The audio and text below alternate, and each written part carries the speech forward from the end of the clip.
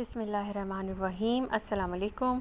उम्मीद है आप सब खैरियत से होंगे। तो जनाब बड़ी ईद की आमद है, उसके साथ ही जो है रेसिपीज़ की फरमाइश बहुत ज़्यादा आ रही थी। तो आज हम बनाने लगे हैं बहुत ही हेल्दी सा बीफ रोस्ट जो है बिल्कुल ऑयल के बग़ैर।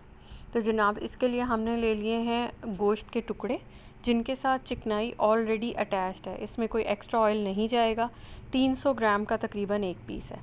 इसको दरमियान में एक या से दो हमने स्लिट बनानी है हर पीस के अंदर।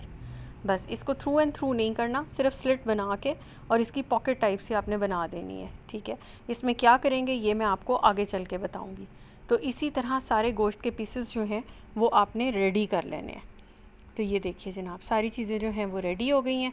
हरी मिर्चें आप जिस भी शेप में काटना चाहें उस शेप में आप काट लें, चाहें तो राउंड काट लें जैसे कि मैंने काटी हैं, और चाहें तो लॉन्गिट्यूडनल काट लें यानी लंबाई के रुख पे काट लें।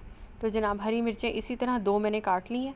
नमक लिया है 1 टीस्पून, हल्दी ली है ½ टीस्पून, लाल मिर्चें हैं 1 टीस्पून, काला नमक ½ टीस्पून, उसके साथ खुश्क धनिया है 1 टीस्पून, जायफल जवित्री हाफ टीस्पून, भुना कुटा ज़ीरा है मेरे पास ½ टीस्पून, और उसके साथ है ओनियन पाउडर 1 टीस्पून। ये तमाम चीज़ें ड्राई मसालों में।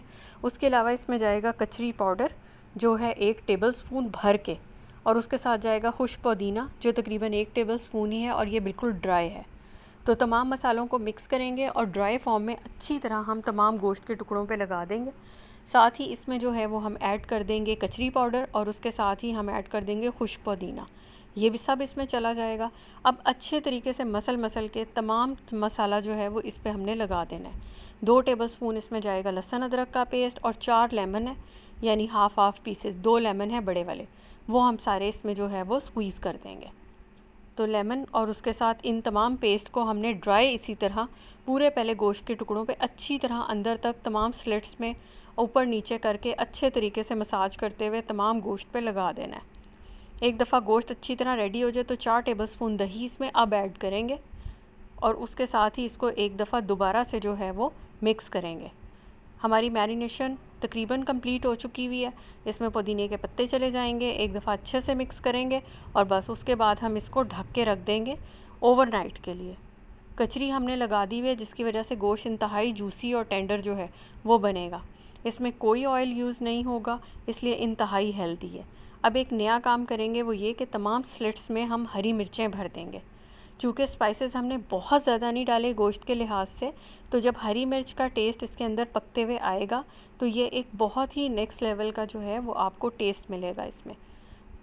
तो इसको हम ढक के रखेंगे ओवरनाइट, या कम से कम भी 4 से 6 घंटे के लिए आप इसको ज़रूर रख दीजिएगा, क्योंकि जितना बड़ा पीस है गलने में फिर थोड़ा सा टाइम लगता है।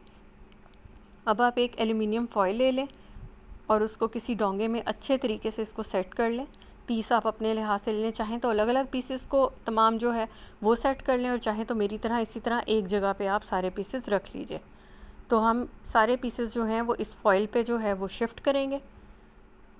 कोशिश कीजिएगा कि हरी मिर्चें निकले ना। बस इसी तरीके से हमने तमाम पीसेस, आप देख सकते हैं कि कितने बिल्कुल तमाम मसाला जो है अच्छे तरीके से हर पीस पे लगा हुआ है। ये बग़ैर ऑयल बग़ैर उसके जो है वो बनेगा और इंतहाई हेल्दी है।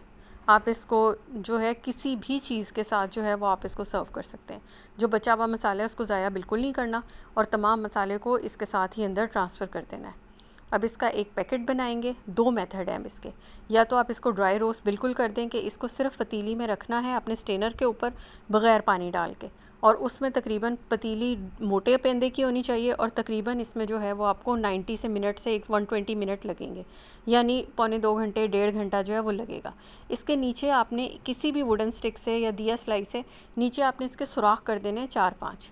इससे यह है कि जो इसका पानी निकलता है, और जो लोग कहते हैं कि जी हमारा वो पानी निकल आता है, स्मेल आती है, ये है वो तमाम इसके बाद जो है वो सेट हो जाएगा। दूसरा मेथड ये है कि इसमें थोड़ा सा पानी भी ऐड कर दें और उसके बाद इसको सील कर दें, और उसमें भी तकरीबन जो है वही 1.5 से पौने 2 घंटे आपके लगेंगे। तो हमारा ड्राई बीफ रोस्ट जो है वो बिल्कुल रेडी हो चुका है। आप देख लें एक भी कतरा इसमें ऑयल का जो है वो आपको नज़र नहीं आ रहा। आप इसको नान से खाएं, रायते के साथ सर्व करें। आप इसको स्लाइसेस करके जो है इसके सैंडविचेस बनाएं। फैमिली में जो है वो ईद के ऊपर ज़रूर बनाइएगा। रेसिपी अच्छी लग रही हो तो चैनल को लाइक, शेयर एंड सब्सक्राइब करके मेरे साथ ज़रूर शेयर कीजिएगा कि जब आपने बनाया तो कैसे लगा। ये मैं आपको दिखा दूँ, देख लें किस कदर जूसी है और उसके साथ ही बिल्कुल ड्राई है। तो अपना बहुत ख्याल रखिएगा, फिर मिलेंगे किसी नई रेसिपी के साथ।